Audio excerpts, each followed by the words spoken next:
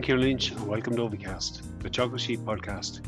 Each episode will bring latest insights, advice and technical updates for the sheep industry. In the current episode, we're going to focus on controlling stomach worms, more importantly improving the sustainability of this practice. We know that anthelminthic resistance is one of the key challenges for the sheep industry and requires a change in some of our routine control practices over the coming seasons. To expand on the subject further, we're joined by Teagasc researcher Dr. Orla Keane, who discusses 4 key areas that will help us maintain a susceptible worm population and prolong the efficacy of the commonly used anthelminthic products. I suppose in terms of what is resistance, well, anthelminthic resistance is when worms are not killed by the dose. So when they survive an administration of a dose that should kill them.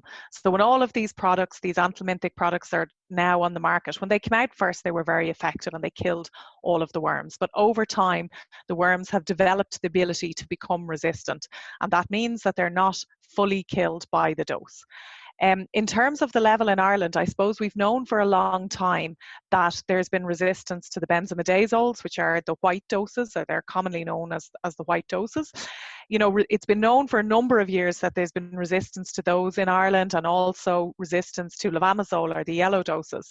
But what we've been finding over the last number of years is that there is also resistance to the macrocyclic lactones. So these are the clear doses, the ivermectin, moxidectin type products. And over the last 5 to 6 years, we've seen an increasing incidence of those of resistance to those macrocyclic lactone products. So I'd say it's fair to say that there's probably resistance on a lot of sheep farms in Ireland, and probably resistance to multiple products on quite a number of sheep farms in Ireland. And she said, Orla, like it's not a new phenomenon, but it is one that seems to be getting worse, and a number of studies will back up that.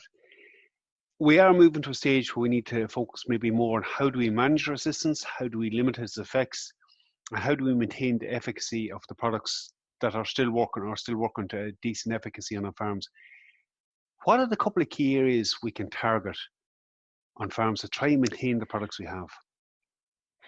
Right, yeah, so that is true. We have seen that this problem is getting worse over the last number of years. We've been monitoring this for a while, and we can see that resistance is now emerging or evident on more and more farms. So it's really, really important now that sheep producers take steps to slow the further development of anthelminthic resistance. You know, if we can't control worms, if these products completely fail, this has major implications. So I think it's really, really important that people act now to reduce the further development of resistance. And one of the ways that you can reduce resistance is by reducing the amount of times that you use an anthelminthic product, that you use a wormer. So we know that lambs will probably need to be treated with an anthelminthic, but that is not necessarily the case for mature ewes. So in terms of the stomach worms, mature ewes should have immunity built up, and they should not need treatment for stomach worms. So we would say that one way of reducing anthelminthic use is to not treat mature ewes unless there is a demonstrated need. So there may be some cases where ewes need treatment. So for example, lactating yearling ewes might be under a little bit of pressure.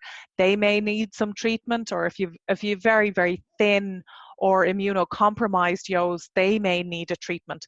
But in that case, you're treating the individual animal. You're not treating the whole flock. So blanket treatment of the flock should not be required. And if it is required, I would say it's probably time to have a chat with your vet or your advisor, because there may be an underlying health or nutrition issue that has prevented these ewes developing immunity. Again, you know, the long-acting macrocyclic lactones are used to treat sheep scab. And so, again, if you're treating ewes for sheep scab, one thing you can do to reduce your anthelminthic use is to use, for example, plunge dipping for the control of scab instead of the injectable anthelminthics. By not dosing ewes, look, there's a number of advantages there. We're reducing the overall amount of product use, we're saving as well for that point of view, but we're also maintaining refugia or a susceptible worm population. So that would seem to be very much a win-win, Orla. Absolutely, yes. So we know there's a number of risk factors for the development of resistance. One is how much you use the product, and another one is the number of worms that are not exposed to the drug. Every time you expose worms to the drug, you give them the chance to develop resistance. And worms that are not exposed are what we term refugia. So if you leave ewes undosed, you're helping maintain a refugia population on the farm. So really, you're hitting two there of the known risk factors for the development of resistance. So it can be a really powerful way of slowing the development of anthelminthic resistance. So that's the first big key area, and it seems like a big win if we can get that one across the line. What other areas can we target? Absolutely. Yep, yeah. So the first one, as you said there, it's a total win. You just have to not do something, save time, save money. The second action that we think most people or everybody should be able to take is to use a white dose, which is a benzimidazole dose, to treat for nematodirus in lambs. So the Department of Agriculture produces a forecast as to when to treat lambs for nematodirus. Now we know that while there is anthelminthic resistance in the stomach worms that appear later in the season, there is no resistance in nematodirus to any of the products. So the white doses, they're probably not going to be of much use later in the season because an awful lot of farms in Ireland have resistance to those white doses. So if you use the white dose to treat for nematodirus, you are saving the products that may be effective later in the year, and you're reducing the exposure of the worms to those products that might be effective later. And the white doses, they're very effective against nematodirus, highly effective. So there is no reason not to use them. So again, that covers our early dose and our first dose in season, possibly even a second dose in some cases for treating nematodirus. And look, it seems logical. It works for nematodirus, but it won't work well later in the year. We know that from your resistance studies. Again, it's another logical approach.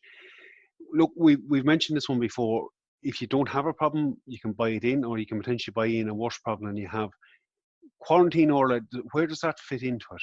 Yeah, that's a really key step. So as I mentioned earlier, we know that there is resistance on most, if not all, farms in Ireland to at least one of the products, and we're seeing increasing resistance to the macrocyclic lactone products. So if you don't have a problem, you don't want one and you don't want to buy it in. So it's really important that you have a good biosecurity protocol to prevent buying in resistant stomach worms. So in addition to the commonly used anthelminthics, which are the white, the yellow and the clear products, there are two new products out on the market. They are the orange dose, which is Zolvix, and the purple dose, which is Startect. Now they are available on veterinary prescription only, but they're both new products and they're not very widely used. So there is no known resistance to either of those products in Ireland.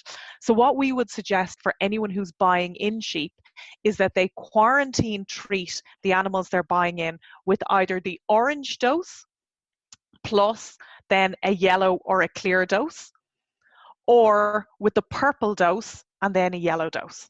Okay, so in that case you're giving one dose and then immediately after giving the first dose you're giving the second dose. So the first option, orange, and for the first dose, and then either a yellow or a clear, or the second option is the purple dose followed by the yellow.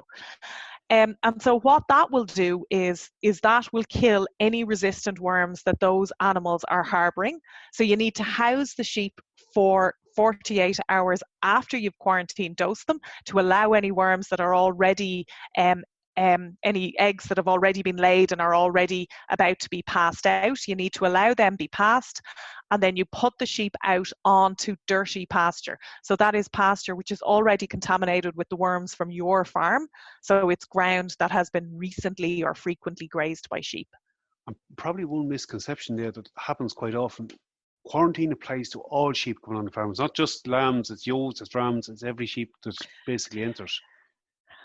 Yes, it applies to every sheep that enters the farm. So, we did say that ewes have immunity. So that means that they have very few worms, but they don't have no worms. So if those few worms that they have are resistant, they will pass eggs out onto your farm. So it's important that you treat all animals that come into the farm with the quarantine dose. So that is, the one of those other exceptions maybe to treating ewes. or mature stock. And look, when you mention treating it, it probably leads us into another key point. Frequently we'll get asked, when do I need to dose my sheep? Do they need a dose at the moment? The role of fecal egg counting, or even determining what works, is another key step. It is. So I suppose, as you mentioned there, two of the most common questions I get asked is, when will I dose and what will I dose with? And the answer to when you dose is you dose when the lambs need it. And the answer to what you dose with is you dose with what works. So how do you know when they need to be dosed? And the best indicator for that is fecal egg count. So if you take a fecal sample from 10 to 15 lambs in the group and you send it in, they will determine how many eggs per gram of feces, and that will give you an indication of when the lambs need to be dosed. So we would say that when the egg count gets up to about 500 eggs per gram or so, that's the point at which you think about dosing. So that's when to dose. In terms of what to dose with, it's really important you dose with a product that works.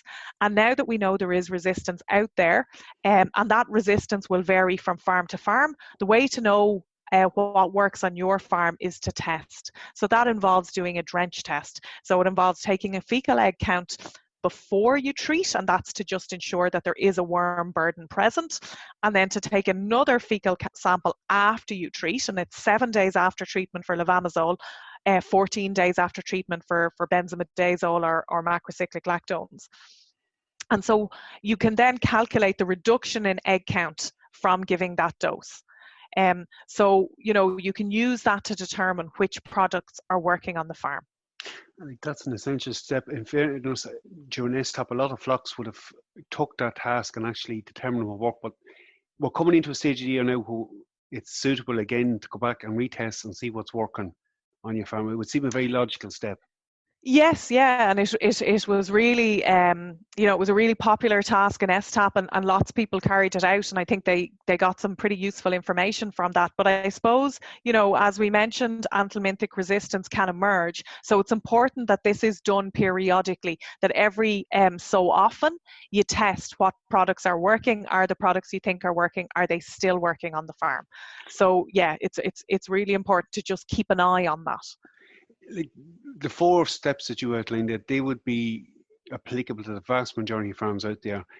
It's not exclusive, I suppose, Orla. There is other aspects we've heard to discuss before of how we could possibly reduce the development of resistance or at least maintain efficacy. But if we got them 4 in place, it would be a big win. Yes. So I suppose one of the reasons that we feel that these 4 are so important is that they're broadly applicable. So most sheep farmers could implement these 4 steps straight away on their farm. They wouldn't cause much, if any, disruption, and so they're quite easy to adopt. There are, of course, other things that you can do to slow the development of resistance. We know that underdosing can lead to the development of resistance, so it's really important that you weigh the lambs, that you dose to the weight of the heaviest lamb, that you calibrate the gun, and there's other actions in terms of grazing management that people can take, but they may be a little bit more specific to the system you're operating in. So we've focused on these 4 because we feel that they'll they're quite high impact and they're broadly applicable to most people. Yeah, Orla, always good to get your insights on it. Thanks very much for giving up your time. Thanks very much, Ciaran. Some highly useful points there raised by Orla and some key areas for us to focus on. Again, a proactive approach is needed in dealing with anthelminthic resistance on farms. I suppose that has to start with identifying what works on your own individual farm. The 4 actions that Orla outlined are applicable to nearly every flock in the country and will have a benefit effect on maintaining product efficacy over the coming seasons. There is a short flyer produced highlighting these key steps, and that will be available on the Teagasc website in the coming days. That's it for me for this episode. Again, for any updates from the sheep programme, keep an eye on our Twitter page at Teagasc Sheep. I'm Ciaran Lynch. Thanks for joining this episode of Ovicast. Don't forget to subscribe and tune in to future episodes.